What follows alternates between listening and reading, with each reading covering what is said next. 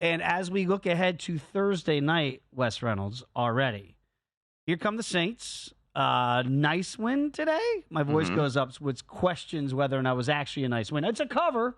Man, and that was I lean Saints, but I couldn't lay that number with how bad they are, with how bad not only Dennis Allen but Derek Carr. And the money came in on the Giants. It did. Closed 5. Because everybody's riding the DeVito Express here, and it got derailed very quickly today.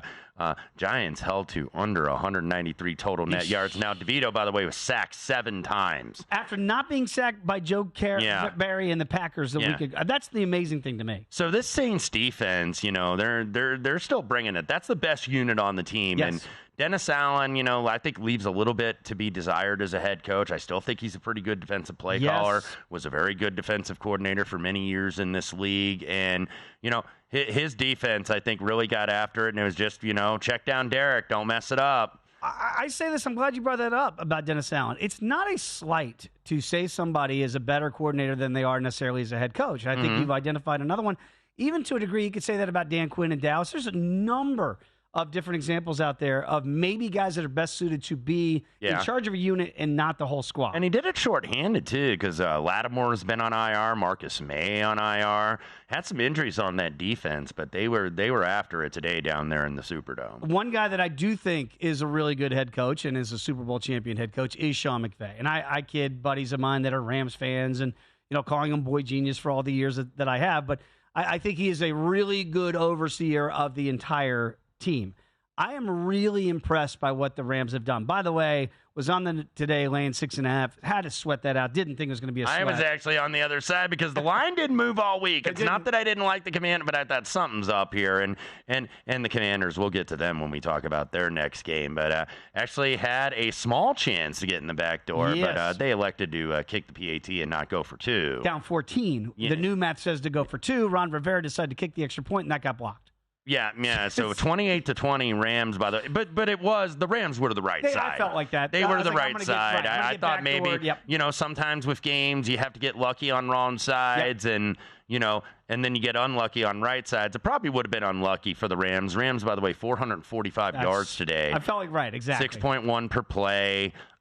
Matthew Stafford, I thought looked very good. 25 or 33 for 258.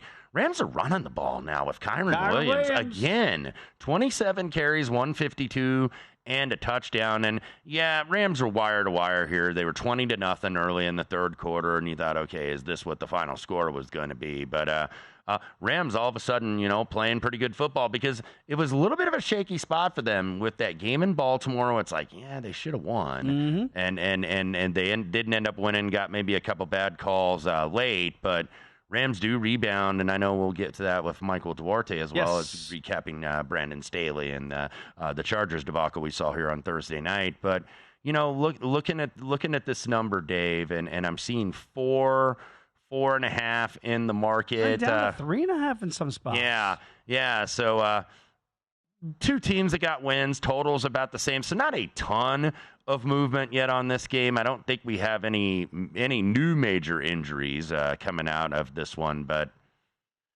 I think this is about the right number. And the closer you get to the end of the season, you get more right numbers, and that's what I think that this is right now for the Rams and the Saints. I would say if the Saints have a better defense than the Rams, it's not drastically better. It's never a bad idea to take the better defensive team getting points. Absolutely. That's like what I do pretty much in the bowl season. Yep. If I get a team that's a better running team and has the better ranked defense and they're an underdog, I'm going to take them almost every time. Yep, I think it's a good strategy across the board. But I don't know that the Saints defense is like marginally better than the Rams defense. It's better. But I don't know how much better it actually is. I think these teams are pretty darn even, to be honest with you. And look, a lot of pressure here because you have wild card implications because huge. One of those have already been spoken for with Dallas clinching.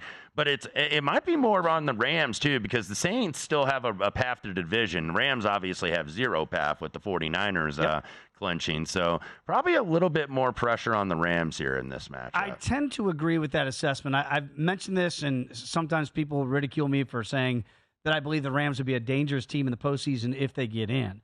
there are certain teams that I look at when you look in the futures market and go, boy, is this a team in a top seed would want to face as a wild card with quote-unquote nothing to lose? The teams I wouldn't want to play, obviously we talked about the Buffalo Bills on the AFC side. It would be the Rams on the NFC side for me because they still have Super Bowl pedigree. Even though a lot of those guys are not on the roster anymore, you still have Aaron Donald, you still have Sean McVay, you still have Matthew Stafford, basically calling the shots in the offense, defense, and as a head coach. Yeah. So they're going to be dangerous to me if they get in. And what I mean by that is potentially a Dallas, a Philadelphia in that first round. If those teams have to play and San Francisco wraps up the number one seed and doesn't have to play in that first round, or even a Detroit, that would be a team you probably don't want to face in the first round. Whereas if you're facing in Atlanta, Tampa Bay, New Orleans, I don't think you'd be as fearful if you're one of those elite seeds in the NFC. The Rams feel like the team, if you gave people truth serum, they'd prefer to keep out. Well, because you still got a top 10 quarterback in the NFL when he's healthy. Yes.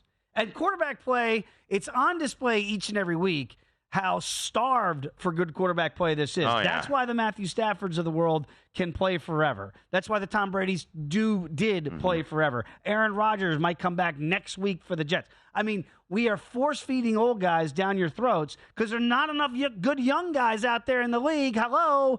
Go to VSiN.com/subscribe to become a VSiN Pro subscriber today.